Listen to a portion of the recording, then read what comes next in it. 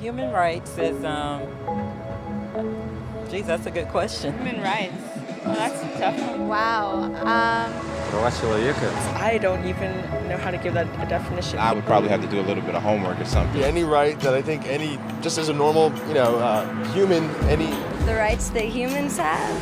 Oh, that's a very large debate. Menneskerettigheder kan betyde mange ting. Tú le puedes preguntar a 20 personas y te van a dar 20 diferentes opiniones. Non saprei, è una domanda complicatissima. Yeah, we just take them for granted that they're there, but we don't even consider what they are.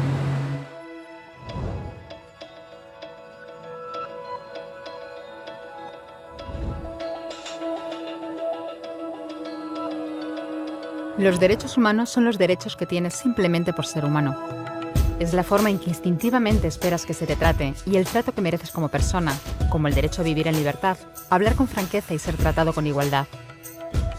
Hay muchos tipos de derechos. La mayoría tienen que ver con cierto grupo. Pero los derechos humanos son los únicos que le corresponden absolutamente a todo el mundo en todas partes. Eso significa niños, gente mayor, pobres, jugadores de básquet, basureros, cantantes de rap, maestros, africanos, indios, albanos, cristianos, musulmanes, cabalistas, ateos, tu madre, tu padre, el vecino y tú. Todos tienen los mismos derechos humanos exactos. En otras palabras, son universales. Pero la cuestión sigue en pie. ¿Qué son? Name the human rights? What the human rights are? The right to live. Equality between all peoples. Right to religion, the right to... Is there supposed to be a list somewhere I should be aware of? De acuerdo con las Naciones Unidas, hay un total de 30 derechos humanos, que generalmente se agrupan y se llaman simplemente derechos humanos. Se enumeran en la Declaración Universal de los Derechos Humanos, que es el documento sobre el tema más aceptado en el mundo. Pero llevó mucho tiempo para que llegaran. Al principio no había derechos humanos. Si estabas con la gente adecuada, estabas a salvo. Si no, no lo estabas. Pero entonces Ciro el Grande decidió cambiar todo eso. Tras conquistar Babilonia, hizo algo completamente revolucionario. Anunció que todos los esclavos podían irse en libertad. También dijo que la gente era libre de elegir su religión, sin importar de qué grupo fueran parte.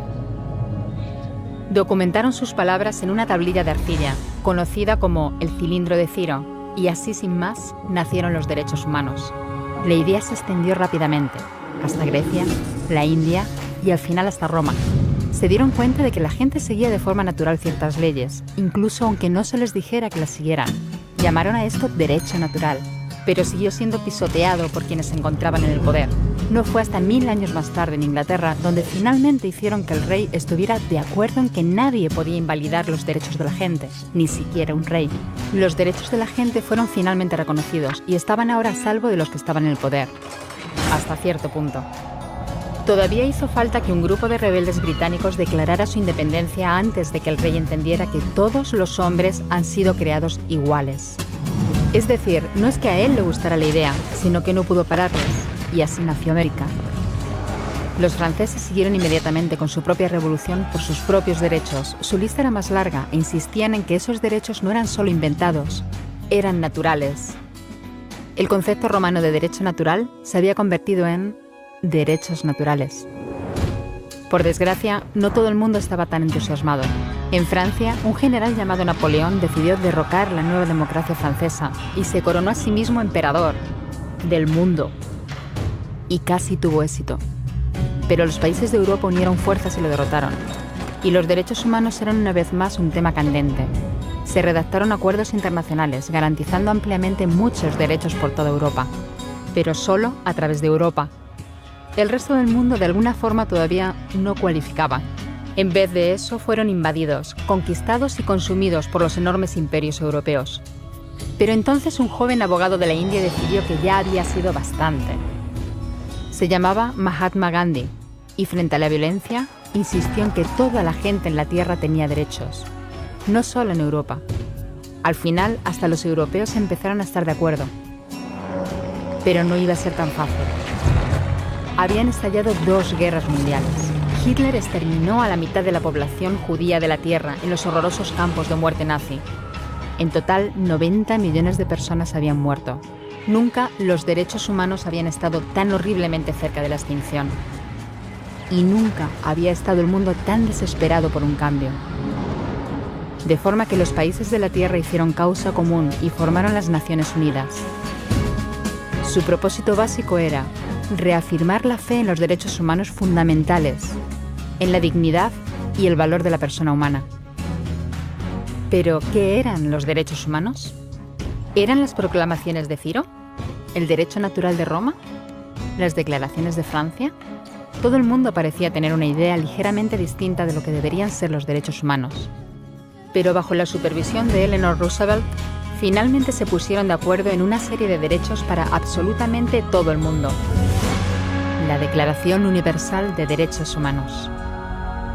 El concepto francés de los derechos naturales se había convertido finalmente en los derechos humanos. Así que, en resumen, al principio solo unos cuantos afortunados tenían derecho alguno, hasta que uno de ellos decidió, oye, otra gente también debería tener derechos, lo que fue estupendo, salvo que no todo el mundo estuvo de acuerdo. Y solo que llevó unos cuantos miles de años de lucha, declaraciones y más lucha hasta que finalmente todo el mundo estuvo de acuerdo en que los derechos humanos deberían ser para todos. Y vivieron felices y comieron perdices. Salvo que hay un pequeño problema. Si la gente tiene derecho a la comida y el cobijo, ¿por qué hay 16.000 niños muriendo de hambre cada día? 1 cada 5 segundos. Si la gente tiene libertad de expresión, ¿por qué hay miles de personas en prisión por hablar claro? Si la gente tiene derecho a la educación, ¿por qué hay más de 1.000 millones de adultos incapaces de leer? Si la esclavitud ha sido abolida verdaderamente, ¿por qué hay 27 millones de personas todavía esclavizadas hoy en día? Más del doble de las que había en el siglo XIX. El hecho es que, cuando se firmó, la Declaración Universal de los Derechos Humanos no tenía la fuerza de la ley. Era opcional. Y a pesar de muchos más documentos, convenciones, tratados y leyes, todavía es poco más que palabras en una página. Así que la cuestión es, ¿quién hará que esas palabras sean una realidad? Cuando el Dr. King se manifestó en pro de la igualdad racial, se estaba manifestando por los derechos que las Naciones Unidas habían garantizado hacía casi 2 décadas. Pero con todo, se manifestó. Cuando Nelson Mandela defendió la justicia social en la década de 1990, su país ya había estado de acuerdo en abolir esa discriminación desde hacía ya casi 40 años. Pero con todo, él luchó. Los que luchan hoy en día contra la tortura, la pobreza y la discriminación no son gigantes o superhéroes.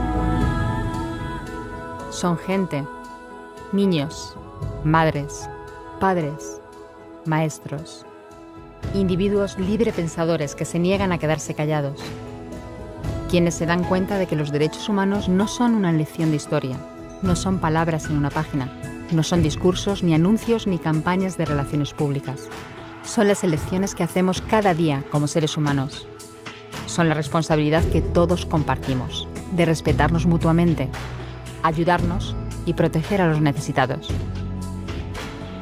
Como Eleanor Roosevelt dijo, ¿dónde empiezan después de todo los derechos humanos universales? En pequeños lugares cerca de casa, tan cerca y tan pequeños que no pueden verse en los mapas del mundo. Aún así, son el mundo de la persona individual, el barrio donde vive, la escuela o la universidad a la que asiste, la fábrica, la granja o la oficina donde trabaja. Esos son los lugares donde cada hombre, mujer y niño buscan justicia igualitaria, igualdad de oportunidades, dignidad igualitaria sin discriminación. A menos que esos derechos tengan un significado ahí, tienen muy poco significado en cualquier otra parte.